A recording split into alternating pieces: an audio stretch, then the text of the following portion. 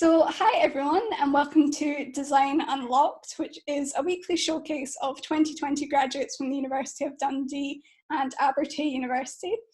Today's session is being hosted and organised by members of Young People's Collective. So we have Bethan from YPC, and we also have Quinn. Okay. Bethan's going to say a little bit about what YPC is. V&A Dundee is the first ever dedicated design museum in Scotland and the only other V&A anywhere in the world outside of London. The museum provides a place of inspiration, discovery and learning, and a mission to enrich people's lives through design. The Young People's Collective, otherwise known as YPC, was formed in 2017, the year before the museum opened to the public. Our group ranges from ages 14 to 24 years old, and we meet throughout the week every Thursday evening, consulting museum teams on key discussions and representing young people's voices. Before we even had museum building, we started about a weekly off-site to consult on future programmes with young people. We co-designed Dundee's opening 3D festival concert alongside the light and sound illustration, all in the heart of the city. Since then, we have gone to test and curate events and delivered art, and sometimes by young people. We interpret themes in the museum space as an exhibition in ways that are relevant and interesting to us. Our group doesn't attend the programme, and that's been decided for us by somebody else. We contribute ideas together, and our design programme works for us. Design Unlocked is a series of discussions with 2020 graduates from Abertay University and the University of Dundee that have been chosen by the YPC to elaborate on their practice. We wanted to give the designers a space to showcase their practice and elaborate on their digital degree show presentations. Some design projects are especially challenging to display on these platforms. Hopefully, this conversation will allow a continued dialogue, letting us learn from each other's designers' processes and their own voices. Perfect. So today's designer we have is Vaughn McDougall. Welcome. Hello. A computer arts graduate from Abertay University. And through exploring different approaches to creativity, such as conceptual art, zine culture, and childhood art and play, what holds us back from making, and how do you get people to do art willingly, are some of the questions that you have explored in your work. And for their degree show project, Vaughn developed an interactive zine available digitally through the Abertay University degree show portal. So welcome, Vaughn. It is great to have you with us today. This all sounds so amazing. And we have some great questions to ask you about your practice and just to get a little insight on how your design process works. Fantastic. Very excited to be here. Great. So the first question is, what does a day in the life look for you currently, and what's your process? Oh gosh. Okay. So a day in the life right now is very different and very strange compared to what it was like when I was just at university. So right now at the moment I'm currently on placement, which is a part of my teaching program for becoming a art and design teacher. So right now it is a lot of waking up early, planning what I'm going to teach, teaching it and getting very, very messy, as the charcoal all over my hands might suggest. Coming home, planning some more, doing some more just crazy sudden art that I need ready, and then resting when I can. But my sort of typical process is usually quite a strange one. I like to just collect things. I like to think of it like being a bit of a magpie. So I'll take hints and bits of inspiration throughout the day. It might be just what I'm listening to on the bus, or if I see just a sudden poster when I'm out uptown, and I'll sort of store it. And then sort of by the weekend, it'll be just ready to just burst through with loads of ideas. And I just throw everything and anything onto a sketchbook, canvas, whatever's available, and sort of piece together whatever has come back by the end of it, and it makes some pretty wild, pretty interesting things from it. Yeah. So I suppose that would be done. Did you have to adapt your design process over lockdown, or? Yeah, a little bit. I'm usually more like open and sharing of sort of the sort of design process. So I like to involve other people in my work, which hasn't been very safe to do at the moment. So it's been a lot of trying to think of things from a sort of digital standpoint, which is luckily sort of my background, so I'm able to incorporate that. But also thinking like how pieces are sort of interpreted by themselves in sort of a solo way. So it's been a lot more sort of introspective work and design I'm working with rather than unfortunately sing song and dancey all together as a group sort of ideas, which is a shame, but I'm very excited to see when the horizon clears and I can get back to that too. So yeah. Perfect, thanks. So we all know that a degree shows kind of your culmination of your time at university learning. And can you tell us what the story and inspiration behind your degree show project is?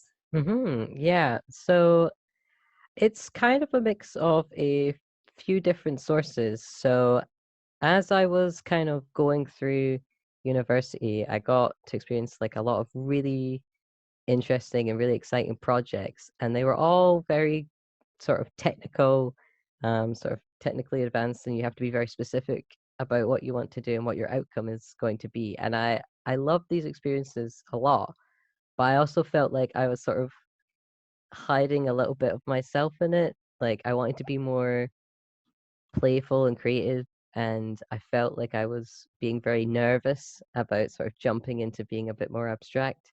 And I sort of ruminated with that for a couple of years. And then in my third year, I sort of had a project available that was just to kind of do whatever you want. And I took that sort of space to be like, well, I want to talk about sort of things that are happening sort of in my head and what's going on in my life and how things are changing. And so I started really getting into sort of zine culture, looking through some archives of sort of Riot Girl and sort of punk style inspiration. And I just found that the sort of mix of just being able to use whatever you've got to make something that has like a statement or feels something like from the inside out. I just wanted to sort of bring that together and be able to sort of share it because I super enjoyed being able to sort of be a bit mad with what I was doing, be a bit wild, and stick my head into printers to photocopy it and have all of these sort of strange things happening. But it, I wanted to sort of take that from being just me experiencing it and sort of give that back out and let other people share it. So that's where the sort of starting inspiration came from. And then while trying to share this information, I realized that it was a little bit more difficult to sometimes persuade people to sort of get involved with that because there was a lot of just fear around making art because the art wasn't super high quality, whatever that could potentially mean. It wasn't super polished and it wasn't to the standards that we sort of built in our heads. And so my degree project was really to sort of go back to how we think when we're sort of scribbling away as a child or when we've got a loose piece of paper and we're just making a mess on it because it's fun and it's engaging for our brains and sort of letting us collectively just think on that and enjoy that and come back to that. Um, so that's really what most of it has been about. It's just coming back to that sort of excitement and joy in art that sometimes I think we miss out on just from fear or lack of confidence. Amazing. So, what is it for your art that influences you? And do you have any like favorite creators?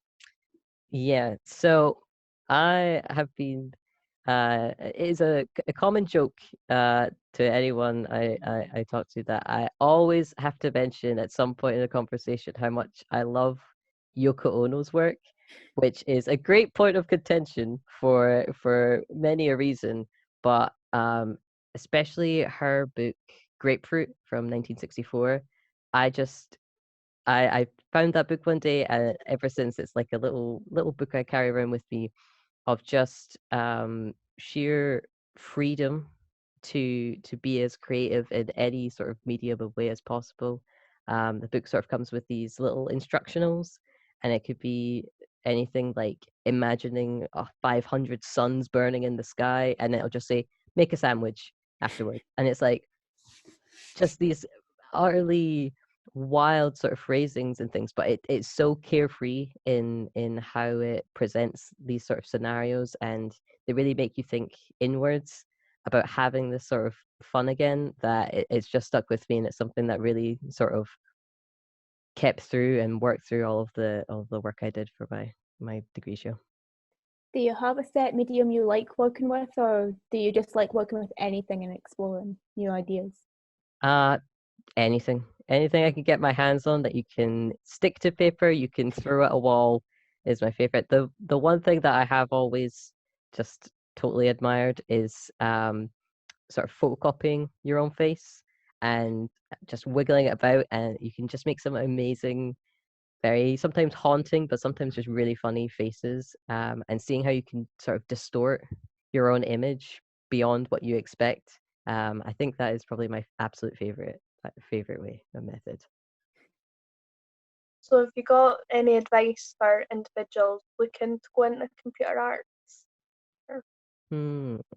I would say be open to try anything, and that means thinking outside of what you might be planning to go into. If there's an opportunity to try something in another sort of school's medium, or in another complete department, um, give it a go and give it a bash. I think there's sometimes quite fear of being, at quite a digital based school, that you must stick very routinely to thinking about illustration, go into games industry, animation. But there's such a wider world out there of all these little communities of people doing really amazing things, and so locally, that really just go for it. And if you see something interesting, jump on it, because there will be something inspiring in there, definitely. Perfect. So this question kind of relates to what you just said. You were studying at a university that is known for computer arts, and its digital content. So how did that lead you to create a physical illustrative outcome? Because one would kind of assume that that wouldn't be the first thing you would go to, but it's really interesting. Yeah, definitely. So it is quite a dramatic change from sort of digital to traditional like this. But I've always kind of been fascinated by the sort of age-old argument or debate that sort of traditional or digital is somehow better than the other, which I don't agree with in any sort of capacity myself, but I think there are so many fascinating ways to mix the two, and that the two can really sort of harmonize together and create some pretty amazing results. So I wanted to take sort of the knowledge that I had sort of pulled together and brought together in sort of illustration, digital illustration from the past couple of years, and pull that together with this sort of more messy and creatively tactile sort of way, and see if there was a way to sort of properly mesh them to the point where you can't look at the work and say, oh, this is a digital piece. You can't look at it and go, oh, this is a traditional piece. It's like, no, it's both. It has those qualities and interests and intrigue of both. And I think that's a sort of a range of art that I think there's a lot of exploring that could be done in there, which is very exciting. So yeah, that's it. Within your statement, you mentioned the idea of creative barriers. Would you like to elaborate on what you meant by this, and if you had any personal experiences with said barriers? Definitely. So I always think of creative barriers as how would I put it? I'd say creative barriers are anything that makes you hesitate before you put pencil to paper, any sort of medium to paper, or whatever your sort of material is. It's that sort of moment where you go, I don't think I can do this, or have I done the right thing here? It's that sort of pause. And I, especially now that I'm sort of in a more education based role and looking at sort of art through that lens as well, there is a lot of sort of fear and lack of confidence that's sort of built up over just growing up, which I think is such a real shame of just sort of letting go and feeling the excitement of just making that sort of mess and just being in that space. So yeah, I think it can be very scary and very hard to turn that bit of our brain off, especially in a world that's very uncertain already, and to create something quite uncertain that you don't know the result of can be really scary. But I think being able to find a way to balance that with bringing the joy back into art is a really important part, and I think that's why I sort of honed in on it quite a lot for my degree show. So is your final degree show degree show project for a specific audience? I wouldn't say so. I think if I was to try and pick an audience, it would sort of go against what I hope it to do. I hope sort of anyone who's older, who's younger, who has sort of experience with art in an education sense, in a experience sense, or who doesn't at all, or hasn't for a long time, sort of comes into it with the same sort of open mind to be able to try it. And I think that's what I quite enjoy about the project, is that it's so open that there isn't anyone that's specifically targeting. It's just everyone, all of us, and hoping we enjoy art in the same way that I like to rant and rave about it. Great. So I was looking at some of the images of your work, and you use a lot of kind of bright, bubbly colours. Like we've got a lot of hot pinks and blues in there specifically. Are they supposed to represent gender at all in your work? I think potentially on like a subconscious level, it was something I sort of pulled from a few other projects where I like to sort of clash together these like really striking colors. I also think they just look really lovely, but I think especially for this one, I was trying to merge together to make it. I wouldn't want to say like a gender neutral piece, because all art, unless you specifically say, should hopefully be sort of gender neutral in some capacity. But I think it was more just a subconscious decision to sort of brighten it up rather than it specifically be just for a specific gender in any way. Yeah. We noticed on your website that you have examples of writing, and it's interesting to see the use of Mandarin and how it connects to the illustration. How do these writings affect your practice? Yeah, so I would say, especially with Mandarin, sort of using those characters and then sort of switching back to English as a writing system, the language especially sort of makes you think about how much you can play with text and have an effect through the way that you show your words, not just what the words mean. And so I took quite a lot of the inspiration and sort of lessons I learned while I was in an internship in China, working in Mandarin. I tried to apply that to what I was looking at in English, because you can get such an impact out of words just by not even just what they say, but where they're laid out on a page or where you put them, can show a lot of different emotions in its sort of typography. So yeah, it's sort of rewired my brain to think about not just slapping some text on and being like, got it, I've got my really cool dramatic prose here, but actually thinking like how it flows on the page and on my work a lot more. Amazing. Well, that's all the questions we have for today.